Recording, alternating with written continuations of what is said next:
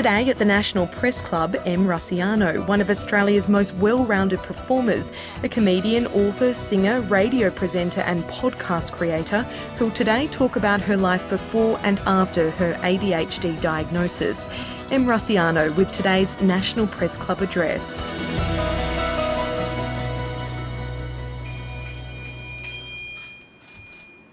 Good afternoon and welcome to the National Press Club Westpac address.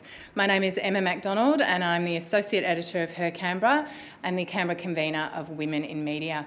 Today's address was sold out in record time, as you can see, and we also had a massive waiting list, and the woman that we've all been so excited to see is Em Rusciano. She is a writer, a singer, a comedian, a top-rating podcaster and a self-described maximalist power queen with a weekly social media reach of up to 10 million people. Last year, Em was diagnosed with ADHD and her speech today is entitled Blood, Sweat and Glitter, the story of a neurodivergent girl living in a neurotypical world. If you would like to join the conversation online, please use the handle @PressClubAust and our hashtag is MPC. The ABC is also live blogging this event, which you can join in at abc.net.au. I'd now like to welcome Em to the podium.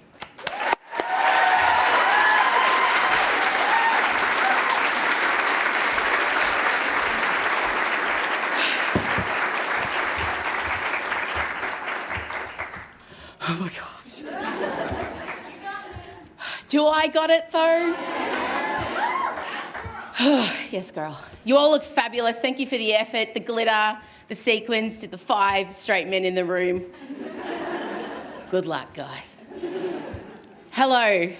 Oh my God, I'm so nervous. I'm just going to have my definitely not gin. I've got no spit in my mouth. Okay. All right. Hello, have I done that bit? Okay. Before I tell you my story, I want to remind you all that Aboriginal and Torres Strait Islander peoples are our land's first storytellers. I want to acknowledge that we are gathered on the land of the Ngunnawal and Ngambri people, and I wish to pay respects to all Ngunnawal and Ngambri elders and ancestors and extend that respect to any First Nations people here today or watching from home or work or wherever you may be. I recognise your continued connection to the land and waters of this place, and I acknowledge that sovereignty was never ceded, always was, always will be. I want to thank the National Press Club for their outrageous decision to invite me here to speak today. I was asked to give the speech a title, and they wanted to give you all an idea of what to expect when I got up on stage. So I thought about calling it I'm So Tired, the Arena Spectacular. Then I considered, why did I walk in here again? The Em Rusciano story. But finally I settled on Blood, Sweat and Glitter, which now I think about it doesn't really give you any idea of what to expect in the next 30 minutes, but I have no idea what's going to happen, so at least we're in it together. Side note, I really wanted to call it Blood, Sweat and Sequins, but when I Googled to check that I wasn't stealing the idea from someone else, I found it was already, in fact, the name of a documentary, one that follows the incredible journey of 3 women as they battle it out to become Miss Pole Dance Australia. And if J-Lo's 2019 critically acclaimed #robbed for the Oscar film Hustlers has taught us anything, it's that no one works harder than the women of the pole. Blood, sweat and sequins indeed. Respect, ladies. Respect. During the great Melbourne lockdown of 2020, I, like everyone else, was forced to stop and live a much slower pace of life. And after the novelty of being at home with my family 24/7 wore off quite quickly, I found the absence of my usual routine and structure led to my mental health completely unravelling. I was exhausted all of the time, and it wasn't a physical exhaustion. It was a tiredness that crept into my bones and settled there. No amount of sleep or rest could rid me of it. And suddenly completing the simplest tasks became nearly impossible. It felt like my brain had been bleached of all its magic, and I felt completely overwhelmed by life. Initially, I did what a lot of us do. I just tried to white-knuckle my way through it. I would keep my family spirits up by hosting themed dinners, games nights, bread making, so much bread making.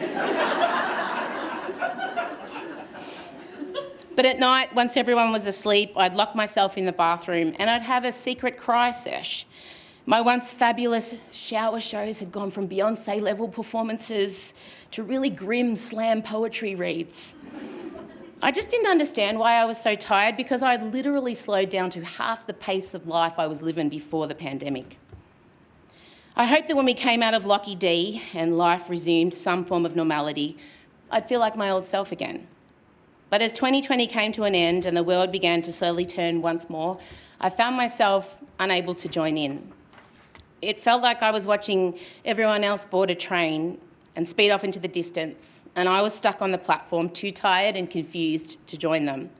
So in February 2021, I finally took myself off to see my doctor and told him how I was feeling.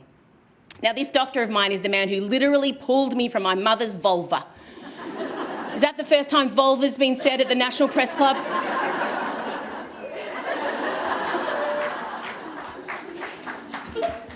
Thank you so much. He's known me my whole life, and he said, look, there's 3 things that could possibly be. An iron deficiency, and I blame iron for everything, gang. If I have a sore neck, I'm probably low on iron. Like if my kids are constipated, I'll say to them, you might be low on iron. Or worms, it's one of the 2. So he said, yeah, look, it could be iron deficiency, maybe early menopause, great. Or maybe, look, I've had a few women come in, have you thought about ADHD? And I looked at him and I'm like, you what now? He said, yeah, look, no, it's been a thing. I've had a few women come in. And so I said to him, okay, sure, chuck that in the mix while I'm there, why not? And I backed iron deficiency so hard.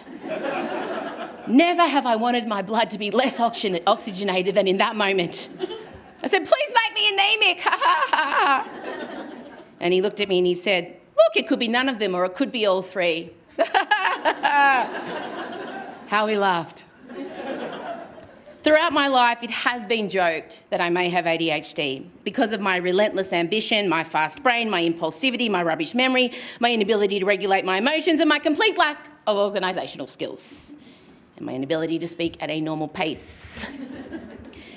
But it's something I never took seriously, because I'd always associated ADHD with hyperactive 10-year-old boys who should avoid red cordial or they'll bounce off walls.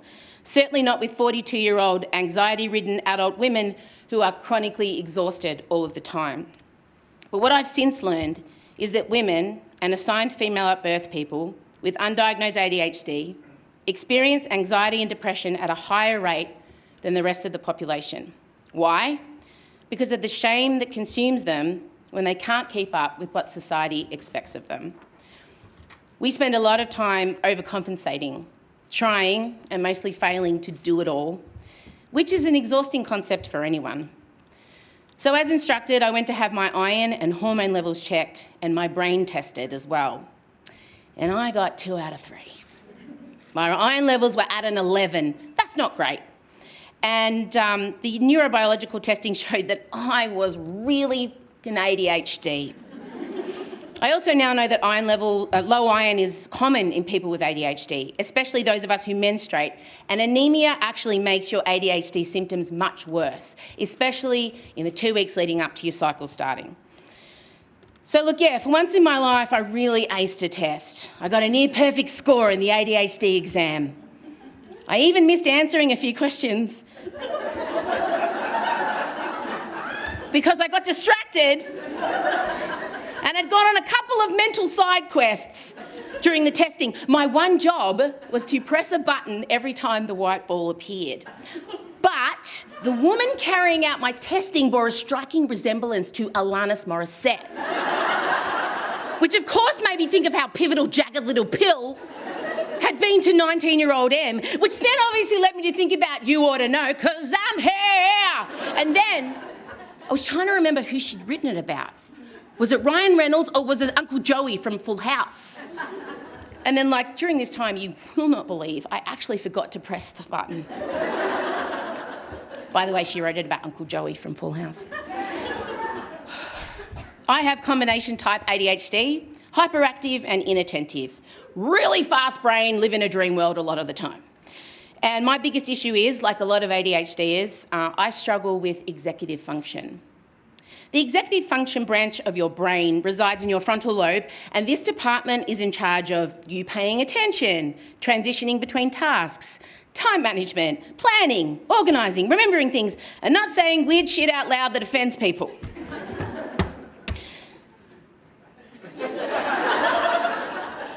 When your executive function is dysfunctional, your ability to gather information and organise it is akin to trying to herd a group of drunk elderly cats through an obstacle course. It's also nearly impossible to adapt your behaviour to what your surroundings require, case in point me standing here at the press club saying shit. The executive function department in a neurotypical brain is well staffed and full of energy. They go on employee retreats, they get monthly bonuses, everyone gets a cake on their birthday. The same department in a neurodivergent brain only has 2 or 3 people. They don't really know why they're there. And they often come in after a bottomless brunch. The word neurodiversity was introduced by sociologist Judy Singer, who is on the autism spectrum herself in the late 1990s. She intended it as an umbrella term for conditions like autism, ADHD, dyslexia, and OCD. Since then, many other conditions have been added under the ND banner. Her hope was to steer the conversation away from the idea that people with these conditions are deficient in some way. Since joining the neurodivergent community, I have learnt that the concept of neurodiversity is a really complex one. Those who believe in it feel that neurological differences should be recognised and respected as a social category, like ethnicity or sexual orientation. That being neurodivergent is part of who a person is and not something to be fixed or cured. And there are some people who are really opposed to the idea, especially in relation to people on the autism spectrum. They feel like it's skewed towards individuals who have milder symptoms, that those who are severely impaired aren't represented by the term, that for them, autism is a disability, not an identity. As I said, it's complex and nuanced, and honestly, I wasn't sure how to approach it today. When I was first diagnosed, for once in my life, I was accused of not being enough of something, not neurodivergent enough, because I apparently appeared to be living a life in an unimpaired way. If only people could see what went on in my head. That was me masking. Women and AFAB people are typically very good at masking. It's why we're exhausted all the time. Look, I certainly don't understand the challenges that other neurodivergent people go through. But I just want to remind everyone, it's not a competition and it's not a race any of us asked to be in. In all honesty, I intensely dislike the name of my category of neurodivergence. ADHD stands for Attention Deficit Hyperactive Disorder. But ADHD can't be distilled down to 1 or 2 behaviours only. It's actually made up of a long list of complex traits that are much bigger than being easily distracted. I feel like the name grossly minimises our lived experience. If someone's depressed, we know that that means they're feeling persistently low, sad, disconnected and alone. The same goes for anxiety. We hear that and immediately associate the intense, debilitating worry and struggle that comes with it. But when a neurodivergent person says that they have ADHD to a neurotypical person, you can almost hear them thinking, oh, you can't pay attention.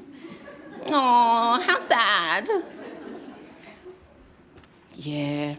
I don't have a deficit of attention. I have quite the opposite. I have an obsessive, out of control, addictive sort of attention, but I just usually don't have any control over where it goes. My brain processes, learns and behaves in a completely different way to what is considered typical. Every single interaction and behaviour and thought is coloured by this. It's so much more than just being distracted by shiny things. Although, having said that, I am also frequently distracted by shiny things.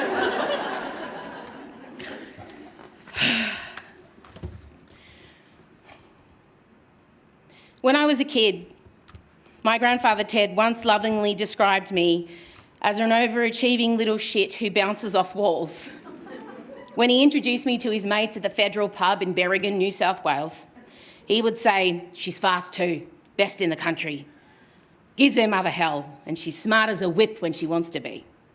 I've taken out a lot of the swear words. And he was right about all of those things, except my ability to choose when I was smart. Every school report I ever received, this might be a bit triggering for fellow ADHDers, every school report I ever received included variations of two types of feedback. In maths, science and geography, I would get, "Emmy has so much potential, if only she'd apply herself. Emmy is easily distracted and distracts others. Emmy is too talkative. Emmy is disorganised. Emmy needs to try harder." Some experts believe that by the age of 10, kids with ADHD will have absorbed around 20,000 more negative messages about themselves than their neurotypical peers. While researching this speech, I came across now 14-year-old neurodivergent author Libby Scott. And when she was 10, she wrote the following: "At school, I feel like a crumpled up piece of paper.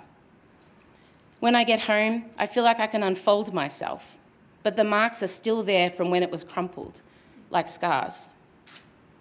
My reports from art, drama and PE described a completely different student.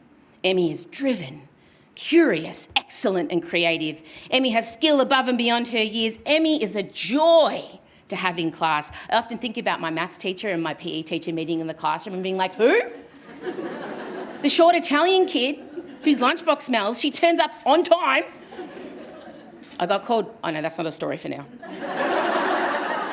I mean, my nickname in primary school was Stinky Box because my lunch boxes were full of like prosciutto and romano and they would all just have like Vegemite sandwiches and twisties, and my lunchbox would stink, and Stinky Box is not an ideal nickname. I'm so sorry, Morris, babes, I'm so sorry. The head of the press club just choked on his artichoke heart, that's okay. Good old Stinky Box Rossiano, look at it now!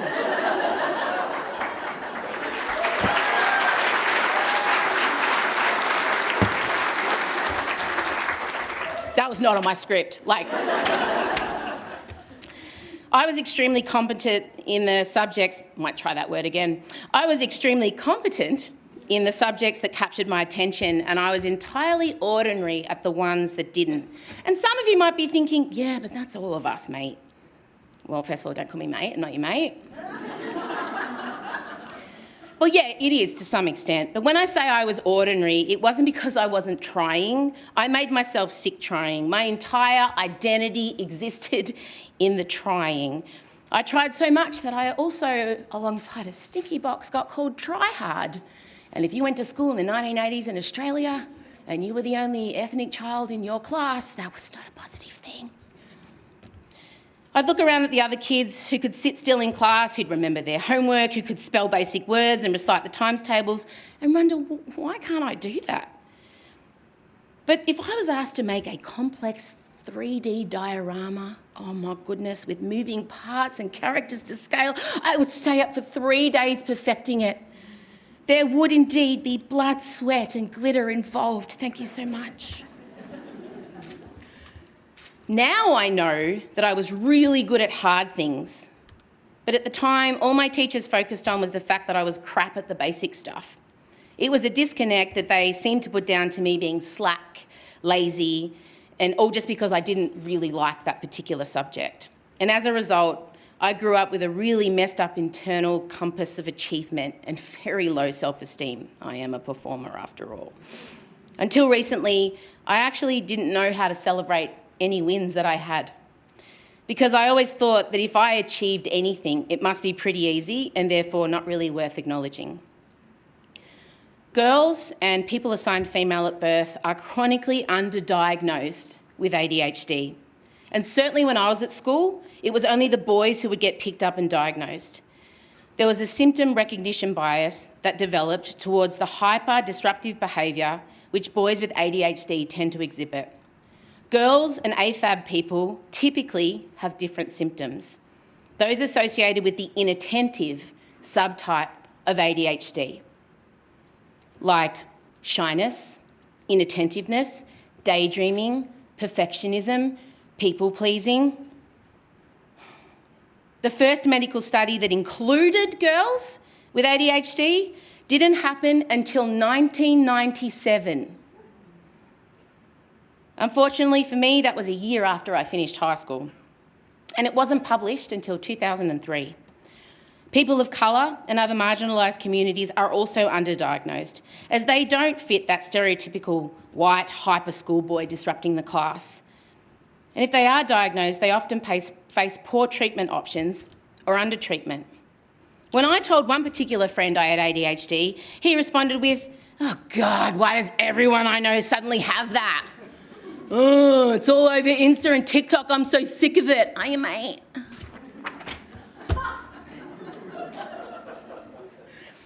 You know what? Yeah, there has been an uptick in late diagnosis of ADHD in women and the AFAB community over the last couple of years. So much, in fact, that many people have referred to it as a fad. To my face. Because of how isolating the pandemic was, lots of us did take to social media to connect. And a lot of us started talking about our super niche weird symptoms, exhausting things. And then when we found a whole community of other like-minded individuals, we flocked together and we made TikToks and Instagrams and let us have that. And if some of you are so sick of seeing it, oh, imagine living with that. But also, I don't think it means that it's growing in popularity. I'm really hopeful that it means perhaps the visibility is increasing. There's a big difference. Why did the pandemic cause many of us to seek a diagnosis? I can only speak to my case. But for me, lockdown took away all my usual routines and all the things that helped me function, which exacerbated my undiagnosed ADHD symptoms. I had built a house of cards of coping mechanisms that got smashed to the ground. And I took myself off to my doctor. There's also lots of new diagnostic requirements that take into account the 3 subtypes of ADHD. There's more general awareness because more people with platforms are speaking about it publicly. And also, a lot of parents are recognising themselves during their child's diagnosis process. They're sitting in and listening to the questions and the counselling and thinking, oh my God, that's me. In 2004, I feel like I need a flashback harp. In 2004, I was a young, stay-at-home mother and part-time university student, and I was living in Adelaide because my husband was working for the Port Adelaide Power. That's an AFL team for the Canberrans in the room. I know you don't care. I didn't care and he worked for them, for goodness sake. Can we edit that bit out, Morris? That's okay, great. One night I was at the bar with the other wives and girlfriends and after a game, this wasn't just a midweek bar, although that did happen too, and the ads for the Australian Idol Season 2 auditions came on the telly. Now I, like most of you, had watched Season 1. I had witnessed Guy Sebastian's eyebrows slowly separate from 1 to 2. I had gasped in horror at what Dicko had said to Paulini about her stunning gold dress. Never forget. And I had secretly fantasised about Shannon Noll and his Flavour Saver. So while I was watching that ad, I felt a small fire light inside of me. I'd always loved to sing, but it wasn't something I'd ever considered doing professionally. But then I secretly spent the next week just obsessing over auditioning for Idol. Now, I now know that my obsession was prompted by dopamine because people with ADHD have insufficient dopamine levels. Dopamine is a type of neurotransmitter. Your nervous system uses it to send messages between nerve cells. Dopamine shapes how we feel pleasure, how we think and plan. It helps us to strive, focus and find things interesting. And because we're low on it, ADHD brains search for stimulation that can increase dopamine more quickly and intensely. Often stimulation comes from really high-risk activities, like skydiving, fast cars, or auditioning for a singing show having never sung in public before. I reckon there's a really good chance my entire media career might not have happened if I wasn't an undiagnosed dopamine junkie. So I did front up for those auditions, and I ended up making the top 100, then the top 50, then the top 24, and then finally and inconceivably, the 24-year-old mother of one with almost no singing or performing experience made the top 12 of season 2 of Australian Idol.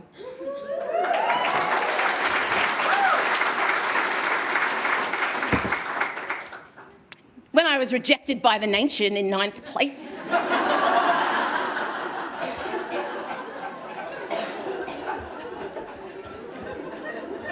I'm fine. It's been 19 years. I've built the bridge.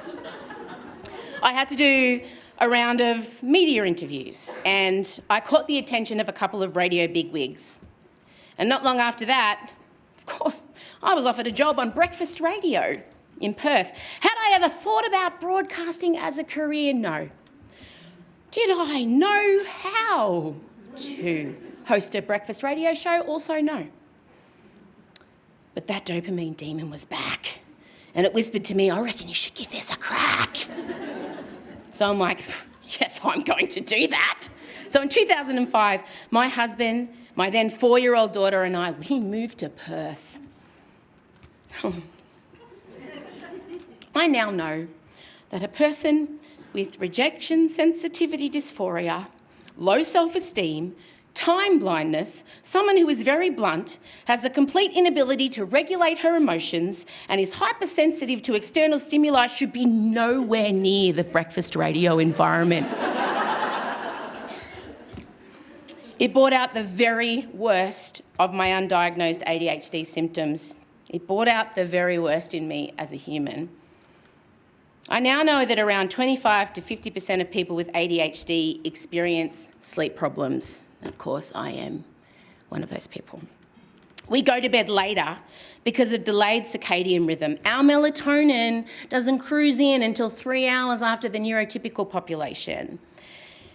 People with hyperactive ADHD can suffer from insomnia.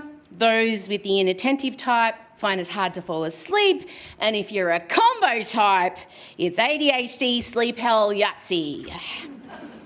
And I was getting up at 4 a.m. every day, having not fallen asleep until at least midnight. Chronic and accumulative sleep deprivation makes ADHD symptoms much, much worse. During my time hosting radio in Perth, I gave birth to my second child, the magical Odette. I worked up until the day I gave birth. I got off air and then drove myself to the hospital. Yeah. I then returned to work 5 weeks after my caesarean section. A short time later, perhaps not unsurprisingly, I was diagnosed with postnatal depression. And at first I thought I'd keep the PND diagnosis to myself, just try and work my way through it. And then one morning I woke up and thought, what if I just told the truth? What if I stopped pretending that everything was okay and I just got on air and said exactly how I was feeling? And again, I felt my brain calling me to do the hard thing. So I went into the radio studio, didn't tell anyone what I was going to do, sat down after probably a gotcha call, I don't know, and announced on breakfast radio that I had postnatal depression. And honestly, that is one of the biggest turning points in my life, because when I told Perth what had been going on for me, it was met with so much love and support from our listeners. And I told the absolute truth. I was radically honest about how I was feeling. I was completely myself and the sky hadn't fallen in.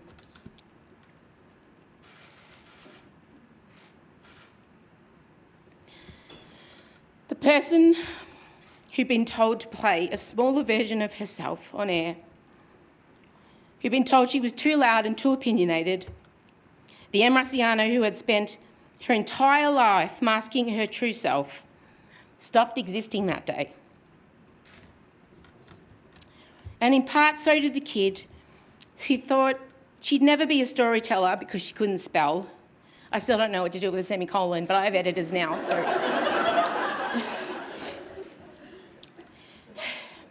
And so did the teenager who couldn't make friends because she was painfully afraid of being rejected.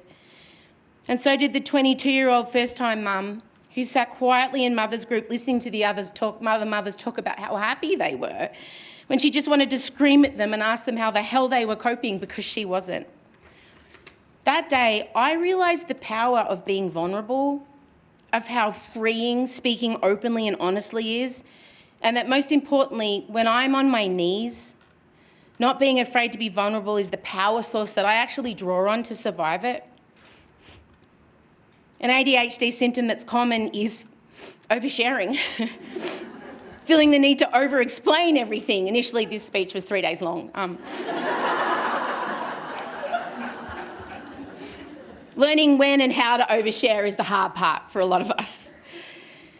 But the fact that I find it easy to be transparent has been something that has ended up helping me and given me enormous strength in some very dark times. After I spoke about my PND, I realised that my extreme, messy, emotional self actually connected with other people and it helped them to feel seen. And that's what I do now. In my own stand-up shows, in my own voice, in my podcast, I wrote a book called Try Hard. I make stuff to connect with my people. I make my art. I'm so sorry, but there's no other way to describe it.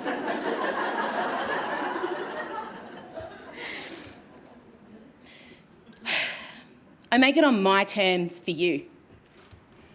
The combination of my big picture approach, my love of new projects, and my courage to be creatives are the strengths of someone with ADHD. It also means I've managed to become pretty successful, depending on your definition of success. But that doesn't mean for a second that it hasn't been really, really hard. Sitting down to write this National Press Club address was one of the hardest things I've ever done. Because I'm usually on stage in a leotard with 12 dancing vulvas. Like, my dad's usually there playing guitar. I have so many emotional support people. I mean, Emma, you're doing a great job, but that's really good. No, that's great. I felt enormous pressure to get this exactly right. It's not often neurodivergence is given this type of platform. And the truth is, I said no the first 2 times Emma from the National Press Club asked me to do it. I'm like, no, man, you have the wrong number. I'm in traffic, goodbye.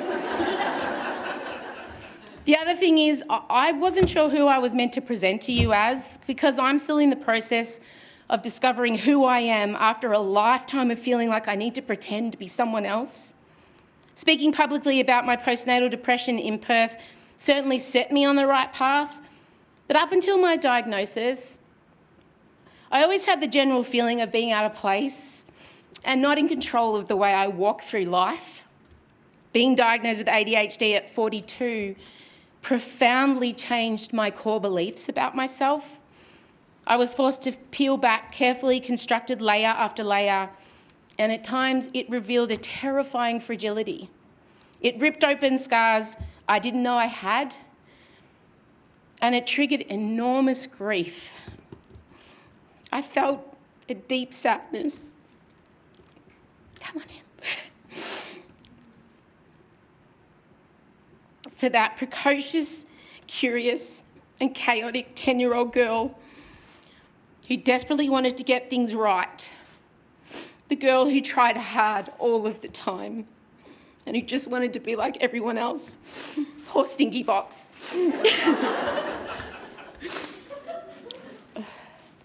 I think a lot of people with ADHD will tell you, And I know a lot of you in the room that you've spent a great deal of your life minimising yourself to try and fit in. I think that's part of the reason I love performing so much, because I can be my biggest self and no one tells me to be quiet or calls me intimidating or too much or weird or, all the things. But my diagnosis it nearly didn't happen on several occasions because getting diagnosed with ADHD is the least friendly ADHD process you can possibly imagine. Finding a doctor that you can actually get an appointment with. I've got to ring 3 weeks in advance to see my GP now. And then what if your GP doesn't necessarily believe in ADHD for adults? It's totally potluck. And then you have to try and get an appointment with a psychiatrist. In this country right now, that is nearly impossible. I could have given a whole other speech about how broken our mental health system is. It is on its knees. Our healthcare system in general also is broken and failing some of our most vulnerable communities. On top of all of this comes the fact that ADHD testing and therapy is wildly expensive. The costs of supporting and treating a young child with ADHD are on average almost $2,200 a year. And for adults with ADHD who have a child with ADHD, that figure can be as high as over $6,600 annually. And this is out of reach for many Australian families.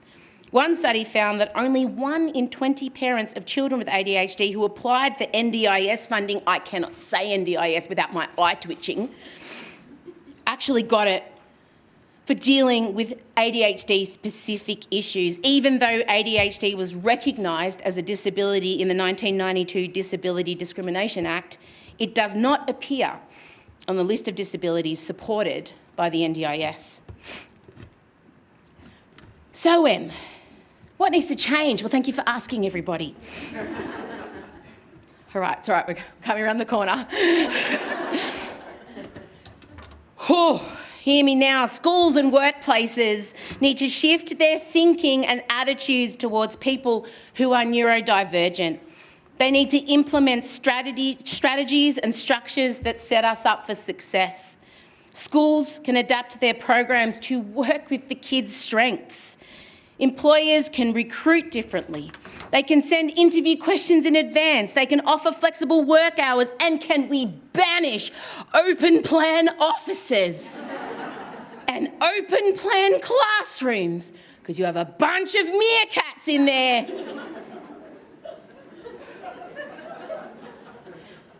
I don't want to hear what Debbie in accounts. I don't want to know what happened in her marriage. I don't want to smell Duncan's lunch.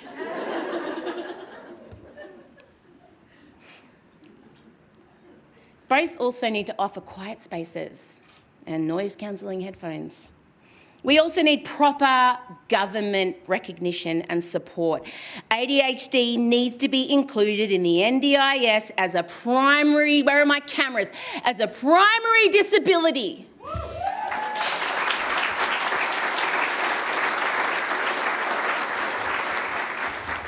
There needs to be a whole makeover of the diagnostic process.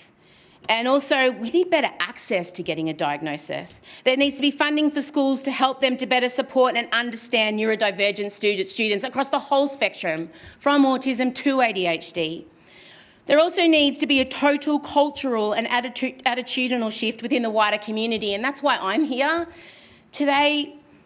The message should not be that the neurodivergent community are lacking or less than, but that we are different and equally worthy. Specifically in relation to ADHD, the judgment from neurotypical people needs to just get in the bin. When we're not forced to try and fit into a framework and societal structure that was built for people who aren't like us, we can be pretty impressive. But at the moment, in most cases, when we send a kid with ADHD to school, it's like sending them to play baseball with a golf club. To my ADHD small people, just because your path and navigation system might be different, you are no less worthy or capable of going after the things you want to. My son Elio was recently diagnosed as neurodivergent. He's on the autism spectrum. and I've become painfully aware of how the world isn't set up for his success. Simple things I used to take for granted, like going to the supermarket or shopping centres, are nearly impossible now. Many parents and carers of kids on the spectrum will know exactly what I'm talking about. They're basically an assault on all of his senses. And if he has a meltdown, which is highly likely, I don't want people to judge him. And I worry that all they'll see is a little kid screaming and being a brat. They'll have no way of knowing that it's because his senses are in overload, that he is autistic. They have no way of knowing that he's not a brat, that he's actually a smart, T-Rex obsessed, glorious kid. I know all too well the toll that trying to fit into a neurotypical society has on a person, both as a kid and then as an adult. And I can't go back and advocate for 10-year-old Em. And most importantly, I won't always be there to advocate for my son. I mean, I will try very hard. I hover. But I won't always be able to be there to step in and explain why he goes up and roars loudly like a dinosaur in people's faces. That's how my son connects. The reason that I eventually agreed to give this speech was because I wanted to make sure that all of you here today and everyone watching from wherever you are, I wanted to make sure that you get it. That more people get it. I have learned systems and strategies to survive in the world as it is, but my son and other kids like him can't yet learn the same strategies, and maybe never will. So I ask you all, the next time that Elio or another kid comes up to you and roars, please don't be alarmed or look around for help. Don't treat them like there's something wrong with them. Be bigger than that, be better than that, be kinder than that, and please roar back. Thank you.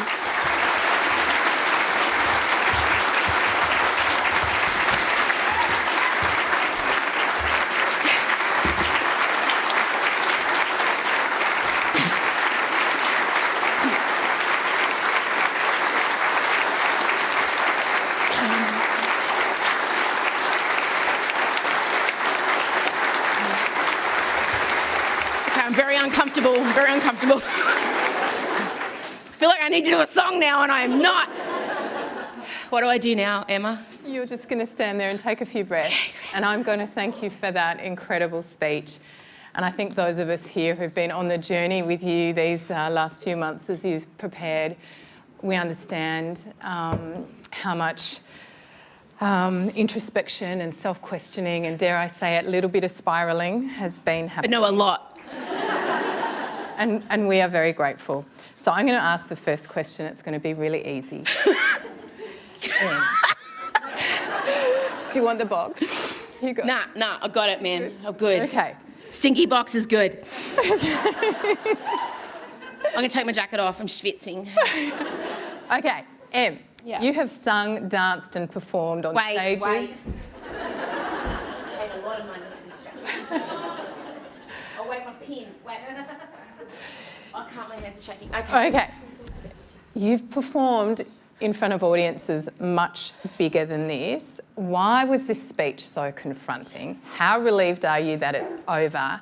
And what is the most important thing that it achieves? Oh, mate, I don't know. This was terrifying because when I'm doing stand-up and when I'm on stage, people have paid to be there. They've chosen me. They paid to be here too. Yeah, but those people didn't. I mean, you're all fine. You're my people. Yeah. Thank you. But also, I am a perfectionist and I am a people pleaser, and I did feel the gravitas of today. And it's not just me pouncing around talking about, I'm going to say vulvas for the third time. But yeah, I felt just, like I said in the speech, it's not often neurodivergence gets this kind of platform. And I felt a bit panicky about it, like I didn't want to waste it or stuff it up. And And oftentimes, you know, I make it up as I go along on stage, and I can't do that today. So, look, I don't know. I hope today that perhaps it's reached one or two people that maybe work with someone with autism or ADHD or anything else under that umbrella, the neurodivergent umbrella, and maybe they'll change their perspective of them, see their strengths, make things kinder and easier. Because we can do, you know, if people just give us the right support and structure and change things around, you know, it's magic. Like, if there's ever a zombie apocalypse, you want an ND army behind you. So I think, yeah, for me, if I've just changed the attitude of one neurotypical person, but also if I've reached any neurodivergent people who perhaps were feeling like, you know, they don't deserve to go after what they want or they don't fit in. My whole career is built around feeling like I don't fit in. And I always try and I don't want anyone to be crying into the towel at 3 a.m. questioning all that they hold dear, which is, you know, a common occurrence at my house. I know that's shocking. So that's what I hope that I've achieved today. Thank you. A question from Julie Hare from the Australian Financial Review.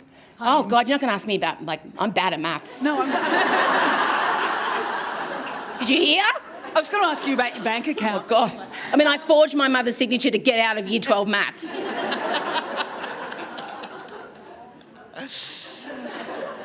Thank you so much. That was one of the best speeches I've witnessed at this club. Wow.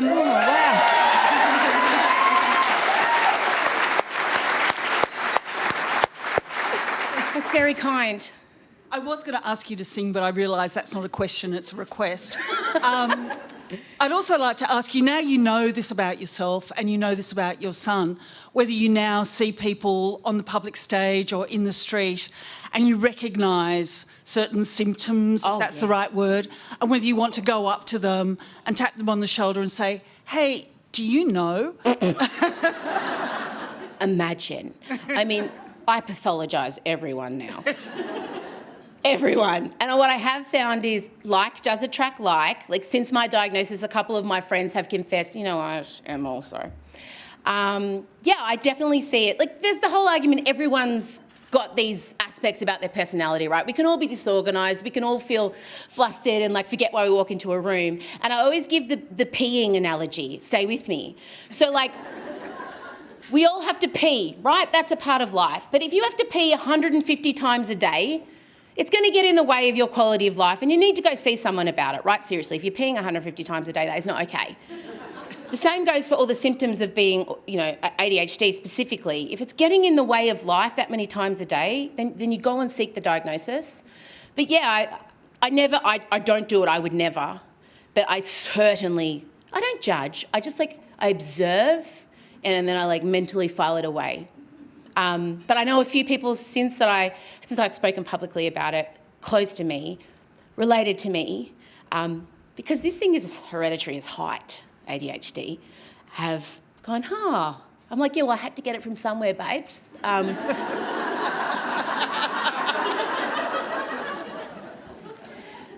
I think I don't think you can go up to someone and tell them they have it. I mean, you can hint, you know, send them articles and links and TikToks. Thank you. Thank you. All right, next question is Misha Schubert, who's the Vice President of the National Press Club in beautiful sparkly green. Yes, Sparkles, Vice President of National Press Club. So good. I wore the uniform. So good. Thank you, Your Fabulousness, for an excellent address. I wonder... No, was it okay? Was it okay? It was... It was really good. Great, babes. Yeah, good. yeah. I wondered whether you talked about some of the challenges, right, that you've experienced, but can I ask you to flip that and think about and share with us how you think that's actually made you a stronger, better, clearer sighted person because you've lived this journey and you're using your platform now to share that experience and invite others to come along on that experience with you? Yeah, I think I went down the route of making sure people understood the gravitas behind this diagnosis, because there's a lot of minimising and trivialising of our lived experience online, because humour is how we cope. There is some really stupidly funny stuff that people with ADHD do. Like, you know, for instance, if I go in and I'm getting something from the fridge and then I notice the fridge is dirty, I have to take everything out of the fridge and clean the fridge, but then I notice I've got to go take the trays out and I'm going to go hose them outside, and then the cupboards are everything. Then I go to the cupboard and I've got to try and find some disinfectant, and I open the cupboard, that cupboard needs cleaning too, so everything comes out. And then you're standing there and then you're in paralysis. Like, that's funny, but it's also awful. But the positive sides of my brain are, like, I am really curious. I'm a curious person, like, because if I'm not curious, I'm anxious. So I always try to go with the curiosity. And I'm brave and I'm resilient, and I know now that all of these things are because of the way my brain is wired. And, you know, I try my very best at everything, and I feel stuff on the outside of my skin. I feel empathy for people. I want people to be okay. There are so many positives to this, but I guess I err on the side of being Pollyanna about it, especially people with autism. You know, it's why it's such a complex, you know, it's a spectrum, and it's a really complex and tricky and sticky topic to talk on and be a part of. And also, I don't know if you've met us, but I tried to join some ND communities on Facebook, and we are blunt and sensitive, y'all. And that is a really bad combination when you are looking for support, because they'll correct your spelling and then cry when you yell at them.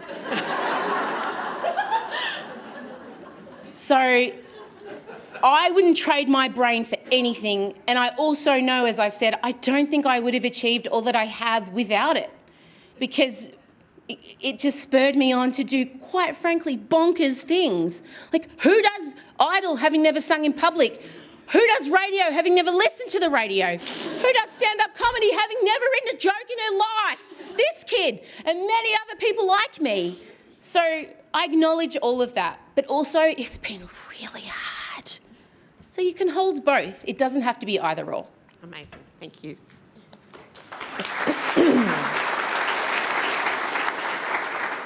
Next question is Amanda Whitley from Her Canberra. Hi, Em. Thanks for that. I'm just wondering about, I guess, the environmental factor. Do you think there's a connection between the rise in women being diagnosed and the explosion of social media, which is designed to obviously invade your attention? What do you mean, is social media to blame for ADHD? No. Oh, I was about to go you, Amanda. No, not at all. As the Sorry, can you clarify your question? Girls, yes, who are like their mother, yeah, shiny things people, yeah, and you know, and like all the things that you've described, hypersensitive, obsessive personalities. Mm-hmm. You know, are things like social media, which are, you know, oh yeah, they're dopamine slot machines, 100%. Social media is hard because I found my people there, so. It's instant gratification, absolutely. Like when my brain is searching around and I'm looking for reasons to be distracted from, say, the speech I'm supposed to be writing. You know, my house has never been cleaner, the shelves have never been more organised, I've never watched more TikTok. But then on the other side, it helped me to understand myself better. It helped me to find my people. But then, of course, because I'm ADHD, it got really annoying. Stop telling me about myself, I already know. But yeah, I mean, I think if you try and limit, say, a teenage girl who has the same brain as me to, you know, she'll just find a way, man. Like, she will hyperfixate and she will lie to you and she will go about her way to do it. So I think there's a balance, like with everything. It doesn't have to be all or nothing. My daughter has ADHD as well, and I know that, I mean, it's scary enough having teenage girls and they've got the whole world in their pocket on their iPhone, but you can't control it. All you can control is how they take in the information and process it. So, yeah, I see what you mean and I hear you, but for me personally, if I can't like have my TikTok time at 10 p.m. at night where I just lay in bed and scroll, like I don't know where I would be today, to be honest. Thanks. No worries. Lauren Dubois from WIM. Hello, Em. Thank you very much for your speech. My name is Lauren, also recently diagnosed at the age of 41. Welcome. Thank you. That's my favourite response. People always say, welcome to the club, and I'm glad to be here. You'll be judged and loved. I do have to apologise for the length of my question, but I do have ADHD, which means I tend to elaborate. You can talk fast if you need to. I will try to get there. Okay. I have a problem with the word disorder because I don't feel like I have a disorder. I don't feel like I'm broken or a mistake in any way. I feel like I was very purposely designed to be this way, like a lot of neurodivergent people. I feel like they're just, you know, there are two types of thinkers, like there are many genders, there are two types of thinkers, convergent and divergent. Divergent people are very important to society. We bring the creativity to problem solving, to innovation, we're change makers. Our brains are biologically driven to do that. The problem is that our extraordinary potential is hampered, strangled by our lifelong mission to appear normal. Because we've been told since we're children, you need to sit down, you need to listen to these lessons that you don't care about, you need to do it all the same way the other children are doing, and if you're not doing it that way, you're wrong. So we kill ourselves trying to be normal. So my question is, should we be doing that? And is there a way that we can talk to our kids and their teachers about, does it really matter if they can't be good at maths because they're just not interested? Shouldn't we celebrate their amazing abilities in this area? Why does it have to be so across the board? And how do we grow kids that don't constantly hate themselves for not being normal? Yeah. That is a great question. I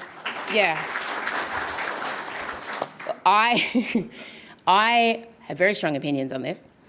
I hoped you did. Yeah, no, look, I have always advocated for my children. I'm like a black ops mother, right? So I don't involve myself in the canteen or PTA or anything.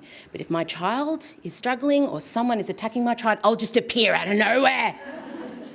So my middle daughter, Odette, started, I think, struggling with, neurotypical school practices in grade 4. And we had been on a journey from grade 4 to year 9 to get her diagnosed, to get the schools to take it seriously.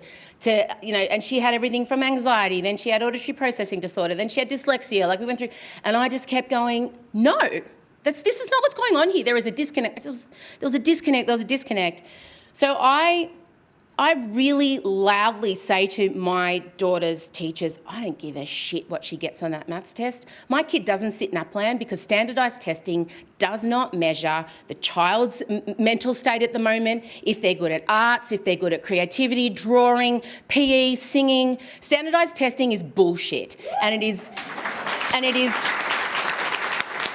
totally biased to neurotypical children. So I think it's up to you as a parent to advocate for your child and be your school's worst fucking nightmare. And you keep showing up like you wish someone had shown up for you at primary school. And that is your job. And then you teach your child, and I speak only about ADHD kids because autism, and I'm learning this now as the mother of an autistic child, and I'm also going through the autism diagnosis process. It's a whole different kettle of fish. That's why the neurodivergent umbrella is tough, because you can't help but compare. So I'm just going to go ADHD now. I think there is a way that schools can apply the child's special interest to the learning framework. And if you get a teacher that gives a shit, and most teachers give a shit, and you give them permission, I don't care what results are, I just want my kid to love learning. All I care about is that my 3 kids love learning and are curious about the world. I don't care what their percentage is. I mean, my eldest daughter did get 97 on her ATAR. Don't worry, it's not a big deal, but she did get 97. So yeah, that's all you can do. I feel like if you give the school permission to focus on other things and you're not results driven, I feel like everyone can exhale and your kid will be happier. But I definitely think it's possible. Yeah. Thank you. No worries. Oh. Hello, Em Rossiano. I'm Claire Bowditch. What did you say your name was?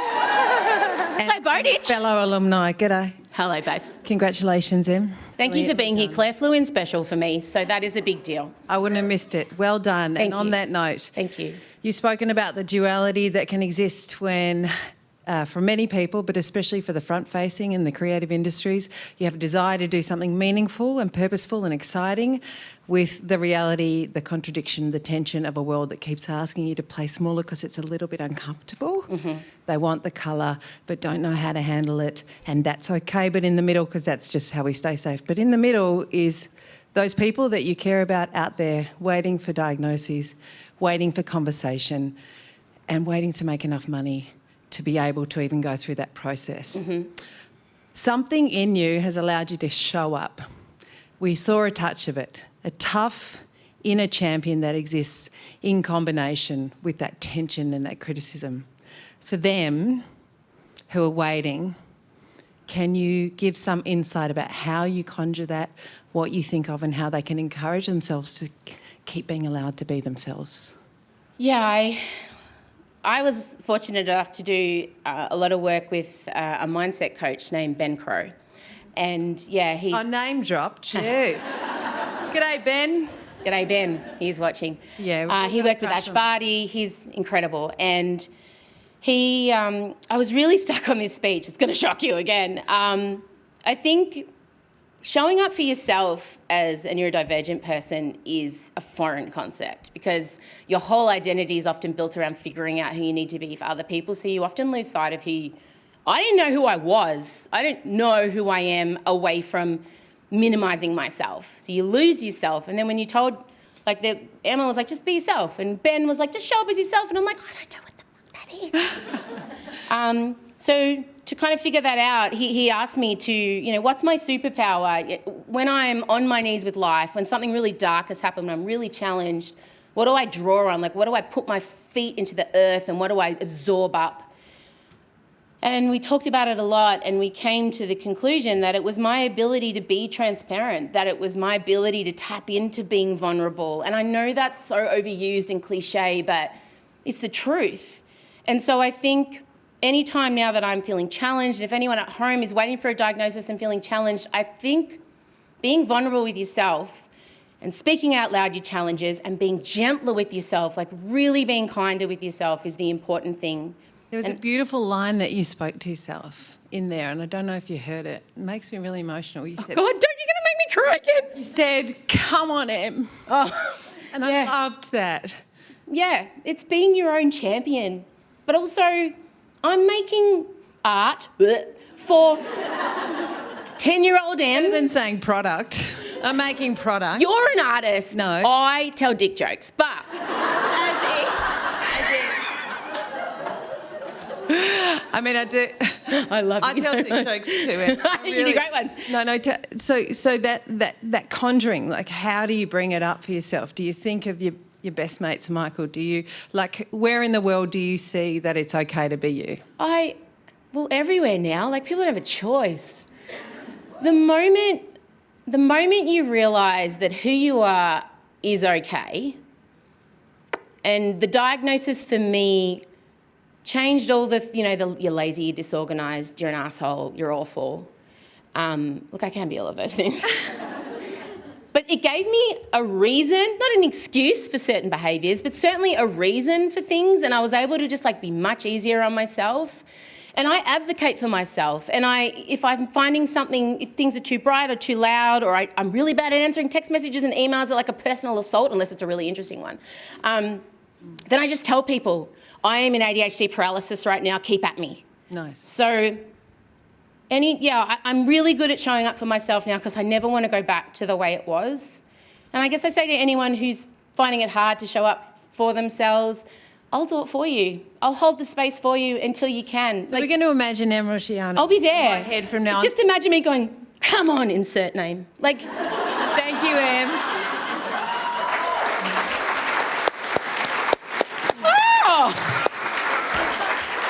Who could this be? Hi, Em. Jamila Rizvi from Future Women. Jamila? Jamila. Okay, got it. Thanks. Appreciate the good pronunciation. You just talked about showing up for yourself, but you also gave a speech where you talked about being a kid growing up and then an adult for a long time where the people around you probably didn't know how to show up for you. There are no doubt people in this room and people watching who have someone who's neurodiverse in their life, either diagnosed or not. What can us boring neurotypical types do to be better allies and to be better supporters? Just want to make sure my husband's watching.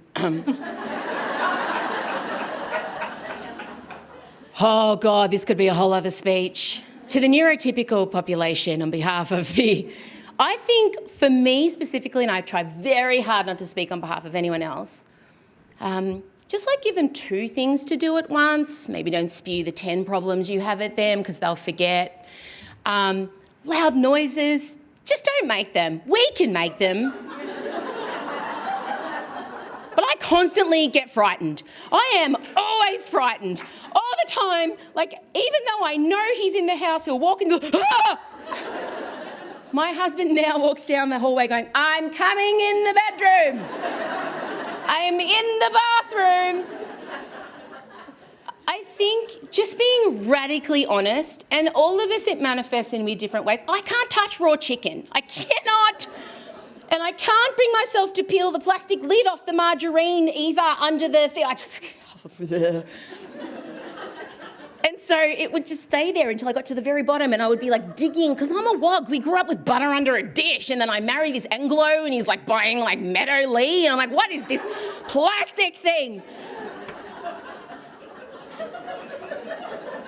Like, I cannot smell the garbage. There are just things, and all of us have our own little weird niche, right? You just ask them to do it. And don't feel weird about asking for help, because they benefit from your extreme hyper-focus on the family holiday, your curation of their life, like all the other stuff. Your relentless joy, you love dressing up and you love book week, and they're like, they benefit from so much of your bigness that if you don't want to touch the raw chicken, or like don't leave the dishes in the sink over the night because they're soaking, and then I have to touch slimy water in the morning. So to be more general, Jamila? That was very helpful. Jamila? That was very helpful. No. The neurodiverse people can't expect the neurotypical to read your mind. It's really annoying that they can't. And know what to do, because they piss you off all the time, I get it. You have to give them a fighting chance. And if they don't help you, and if they don't, change their ways and say announce themselves before they walk into the toilet, then they're assholes, and that's on them.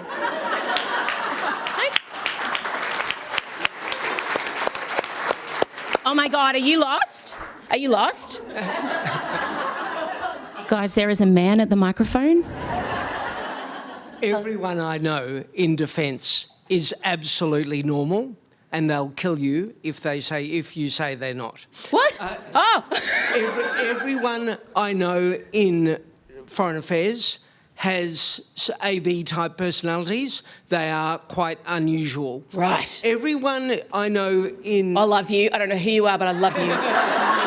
The tie, the jacket. It's Nick Stewart from the Canberra Times. Oh, hello. From the Canberra Times. Are you hard-hitting? No, in the other department, which is stats, they are completely weird. Yeah. I don't know how to diagnose. How lucky. But how do you? How do we as a society actually recognise the fact that there are all these different neurodiverse types? Yes. There are even journalists. Oh, well. They have jobs for us, but to keep us together. Sir, do you come to us as a neurotypical or a neurodivergent? I'm utterly neurotypical, aren't I? Are you? Yeah. Okay, good. Yeah, absolutely. It's all you other people who are weird. You are brave. Hand up if you're neurodivergent. Yes. So how, when we are so neurodivergent as a society, as people, as individuals, we're all different. How do we decide who deserves NDIS funding, who doesn't? How do we decide how we should actually react to someone who just doesn't want to go into that room because it's dark? How is it that we actually come to move to a more accepting state in society? I think we need to stop assuming as a baseline that everyone is a heterosexual white man.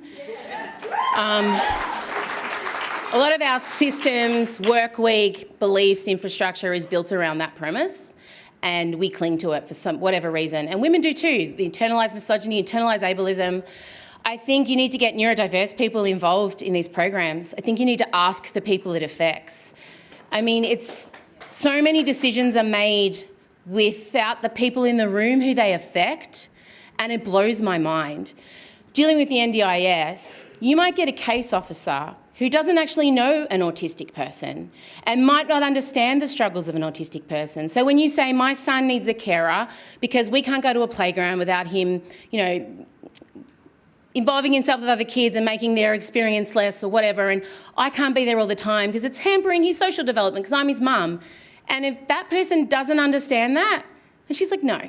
But if you're lucky enough to get an NDIS caseworker that understands autism, maybe has a child or a family member, then you'll get it. And that is, quite frankly, not okay. And navigating the NDIS, I have to prove how hard my life is with my son. And I have to say and report on things no mother should have to do. And you also have to say the very worst. Like, you have to almost like put on a show. And you have to, like, I've heard mothers, they've been asked, oh, have you ever felt like you've had to call the police on your child? Or has your child ever been in danger? And these questions are unacceptable. And so, you know, I legitimately had a woman encourage me to bring Elio to the brink of an autistic meltdown before we went into a session so that they could witness it rather than take my word for it. You are guilty until proven worthy, and that is a problem with our National Disability Insurance Scheme, and that is what needs to change. Thanks.